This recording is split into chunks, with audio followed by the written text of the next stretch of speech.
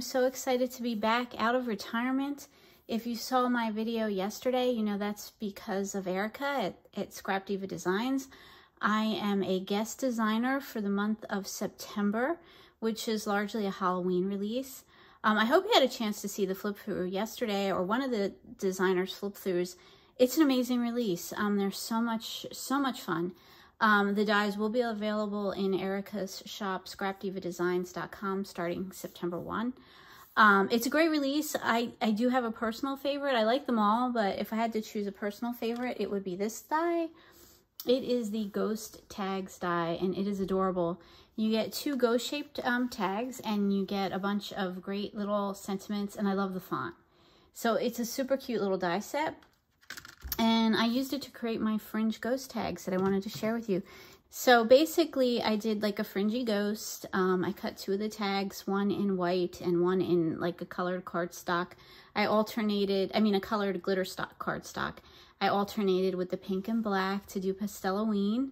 I gave my ghostie some eyes. I decorated with a flower and some sequins, and I have some pretty eyelash trim. And then I did the double tag. I layered the tags. Super cute. I just think this set is so much fun. So I'll just kind of give you a look at the a closer look at the different ones I made.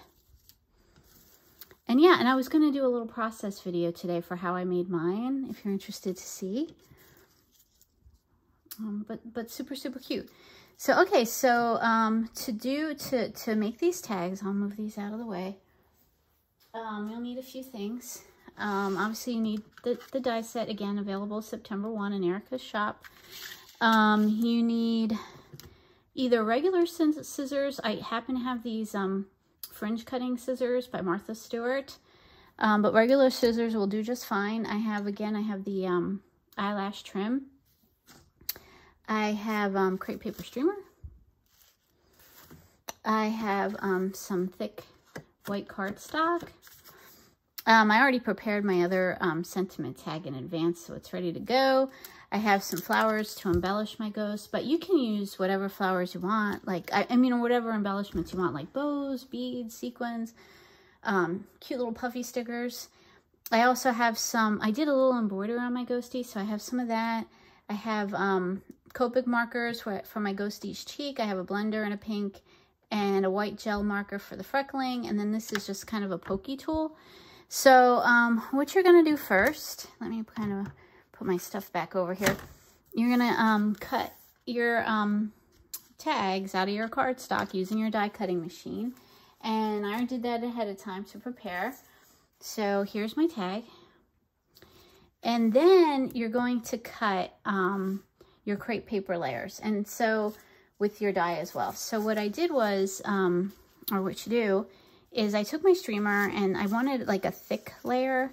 So I just kind of went back and forth a few times, just like this, like about, I would say about 6. And you just want to make sure you have enough room for your ghost.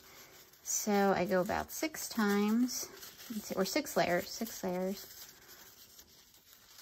And this is awkward to do on camera, so please forgive me. And if you want more layers, you can have more layers. It doesn't really matter. And then you just, if you do more layers, you're just going to be even more fluffy ghost. And then you just give that a snip with your scissors. And you take your die. And take the die. Take one of your ghosty dies and you kind of layer that. And you run that through your die cutting machine. So I have that too. And let me show you what that looks like. So you get this. Right, and it looks very similar to the other one, but it's the crepe paper one. So then what you want to do is you want to layer this on this, and I chose to cut off this layer because I wanted to use the top portion for my ghostie's face. So, so yeah, so you just take this and kind of want a room for your ghosty face, but not too much. So you just kind of clip it like that, all right? And then you get something like this. So to attach the crepe paper layer to the tag layer, I think there are a couple of choices. I stitched mine, so I just kind of layered this and stitched it. You could also use like a stapler, like a tiny attacher or something like that. I would recommend stitching or stapling because if you use glue, you know, there's layers here, so it might not catch all your layers. So then what I do next is, these are awesome if you have these. Since I did the stitching, I think these even help with stapling. I just use these all the time to hold things together for stitching my craft projects. I just kind of line it up and clip it together. Oops, do it the right way. And you're gonna want to run that through your sewing machine right there. So I have one done. Put this over here and set that aside. And this is what I got. So yeah, so now what I do is I use the fringe scissors, and you can, you know, also you do this with a regular scissor. Whoops, I dropped my little ghosty. So with the fringe scissors, you just want to kind of pick up the fringe layer or the crepe paper layer, right? And cut it with your scissors. If you don't have a fringe scissor, you can just use like a regular scissor and just cut up individual layers. That works too. And there you go. And it looks kind of, actually looks kind of terrible, right? It looks kind of awkwardly clumpy.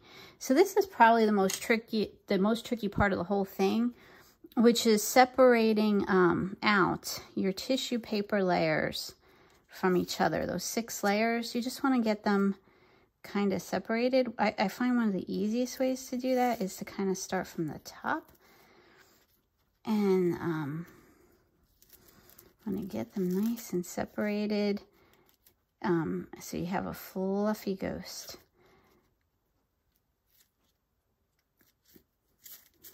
And I'm gonna go do a little bit more fluffing off camera. So sorry, I had to step away for a minute. So we want to make the face, and so there's a couple ways you can make the face. You can use enamel drops, you can use enamel dots, you can draw it, you can stamp it, however you want to make your face is fine. I'm going to use this product called Pops of Color from itscrapbook.com. I recommend that, you know, I do a test run before I make a face because sometimes it comes out a little quicker.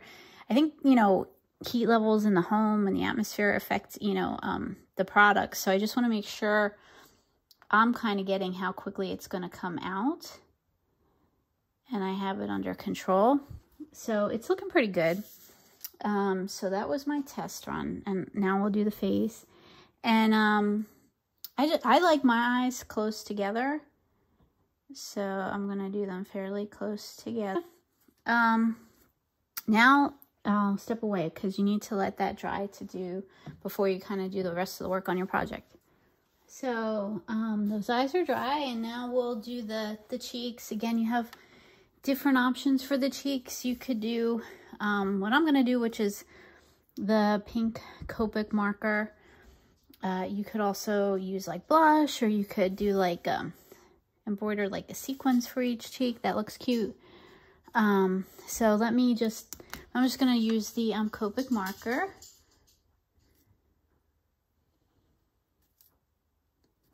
And I blend it out with the blender marker a little bit. And then I use the gel pen to do the freckling. And there you go. There's my ghost face. So, okay, so then the next step is to decorate the ghost. And again, you can use whatever you like. I have some flowers here that I'm going to use for my ghost. You can use bows, beads, sequins, stickers. however you want to decorate your ghost.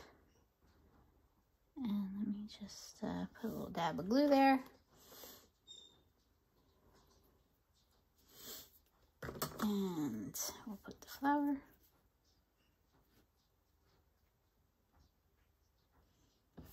And I'm also going to stitch on a little sequence. I have my embroidery floss ready.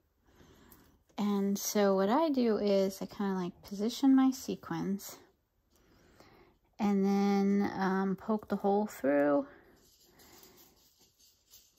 And sorry about that, my sequence went flying off, so I had to go retrieve it. So basically, I kind of line up my sequins. I poke the hole. Let's see, I had already started the hole, so I want to get the same one. And then I just give it like a little bit of a wiggle so that it has room, because I'm going to find my hole on the other side and come through and pull that embroidery floss through. And yeah, so it looks like that. And then I'm going to do a French knot, which is hard for me to do on camera because of the angle, but I'll give it a go. I'm not used to doing this on camera. Let's see.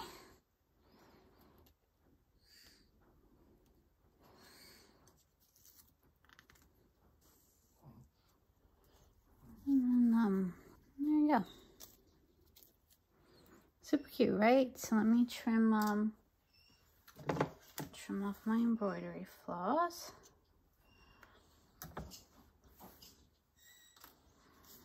And now we have to layer the ghostie on the sentiment tag. And to do that, I just use a little piece of this 3M tape.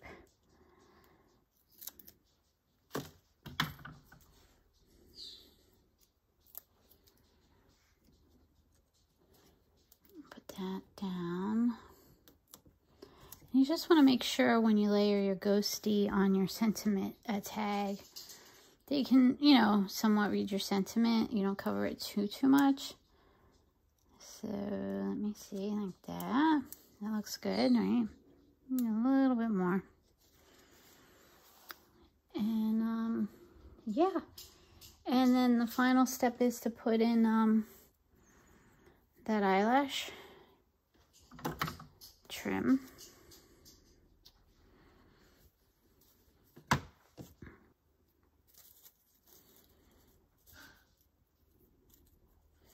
And there you go. How cute is that?